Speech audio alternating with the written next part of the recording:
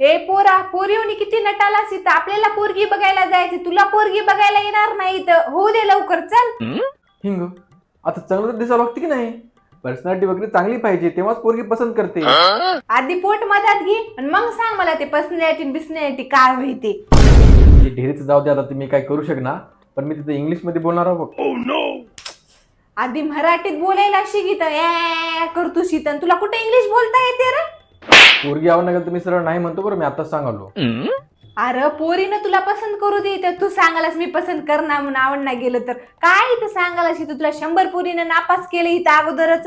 हिंग बघाय कसं दिसालो आता, तर तिने मला हा म्हणतेच बघ तू. ते डोळे काढलेल्या माणसावणी दिसालाच बापू ते काढ चष्मा इथं. आई मी तिथं काय बोलूया. तिथं आहे की नाही गेल्यानं बापू गुणानं साधं बोल आणि सगळ्याला म्हण मी लई कष्ट करतो मला शेती करायला लई आवडते दारू पिणं मला कशाचंच व्यसन नाही म्हण. नाही तर तिथं दात काढशील असं मागच्या वेळेस जेवणी करशील. त्या पोरीनं आहे की नाही भिवून पळून गेली तुला नापसंत केली इथं. तिथं गेल्यानं सगळ्याला आहे की नाही तू तशी फरवळे दात दाखवू नको तिथं गुणानं सगळ्याच्या दिगत असंच करायचा. आई तिने मला नाही म्हणली तरी या.